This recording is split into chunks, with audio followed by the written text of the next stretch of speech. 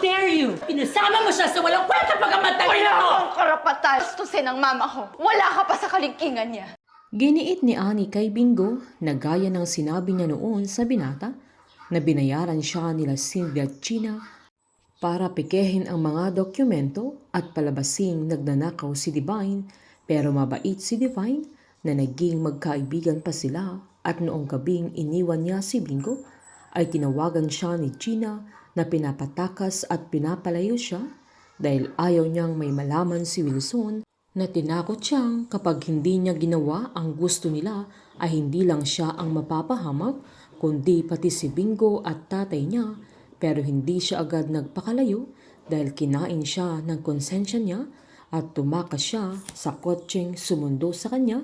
na gumawa siya ng paraan para makapunta siya kay Divine na bago siya mawala ay aaminin muna niya na sila Gina at Cindy ang nanggigipit kay Divine at noong gabing pinuntahan niya ay hindi na niya nakausap pa dahil nakita niyang patay na ito.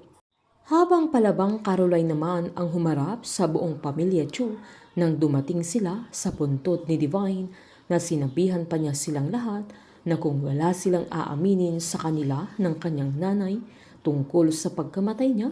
ay sinayang lang nila ang pagpunta nila doon. Agad namang nagwala si Gina na hinagis niya sa mukha ni Caroline ang mga candy na nasa tabi ng puntod ni Divine pero dinipensahan ni Wilson ang anak niya. Sabay sinigawan niya si Gina na matuto siyang rumespeto sa patay pero sinumbat naman ito na nanahimik si Carlo pero dinadawit niya sa walang kwentang pagkamatay ng mama niya. Palabang sinigawan ni Caroline si Gina na wala siyang karapatang bastusin ang mama niya dahil wala pa siya sa kalingkingan ni Divine na agad namang sinabi ni Gina na walang karapatan si Caroline para pagbintangan niya ang anak niya pero pasigaw na sinabi ni Caroline na kay Carlo yung murder weapon na agad namang dumipensa si Carlo na hindi siya pumunta sa bahay nila noong gabing namatay ang mama niya kaya paanong siya ang killer at anong dahilan para gawin niya ang bagay na yun.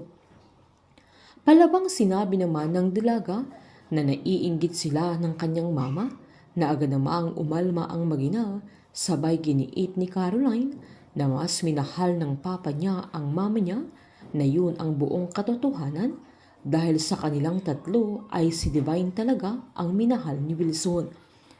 Sinigawan ni Cindy ang dalaga na pinapahinto niya ito sabay pasigaw na sinabi ni Bettina na inisa-isa na sila ni Caroline na noong una ay si Cindy, sumunod si Charleston, sunod naman si Carlo. Sabay sinabi niyang baka sila na ang isusunod ni Caroline na agad namang umalma si Irene na hindi pwedeng siya dahil bata pa sila noong namatay si Divine. Nanindigan si Caroline na lahat ng ebidensya ay tinuturo ang pamilya nila kaya sinumbat ni Cindy na kaya wala na siyang pakialam na gumagawa na siya ng pinakamalaking iskandalo sa pamilya nila. Sabay sinumbat niya kung anong gusto ng dalaga kaya pasigaw na sinabi ni Caroline na gusto niya ang katotohanan na ang tagal na niyang hinihingi pero hindi niya nakukuha dahil ayaw nilang ibigay sa kanya. Sabay tinanong niya si Carlo kung bakit nasa kanya yung murder weapon na agad namang inamin ni Charleston na siya ang dahilan kung bakit nasaksak ng kutsilyo ang mama niya na mas lalo silang nagulat sa revelasyon ng binata kaya sinugod siya ni Caroline na pasigaw niyang sinabi na nagsinungaling ang aya niya sa kanya. Sabay binantaan niya ang binata na hindi niya ito mapapatawad kaya nakiusap si Charleston na makinig muna ang dalaga sa kanya na pinaliwanag niyang kay Carlo yung kutsilyo at dinala niya sa bahay nila pero hindi siya ang pumatay sa mama niya na nakaaway nila ni Carlo yung nambubuli sa kanila kaya pinagsasasaksak niya na agad namang tinanong ni Gina sa anak niya kung totoo ang mga sinasabi ni Charleston na agad namang sinabi ni Carlo na takot siya sa mga sandaling yan sabay sinaad ni Charleston na hindi na din niya alam kung anong gagawin niya sa gabing yan kaya pumunta siya kay Divine. Abangan natin ang mas madami pang revelasyon na maisisiwalat na mas ikakagulat ng lahat at mas intense na mga kaganapan na gigimbal sa lahat.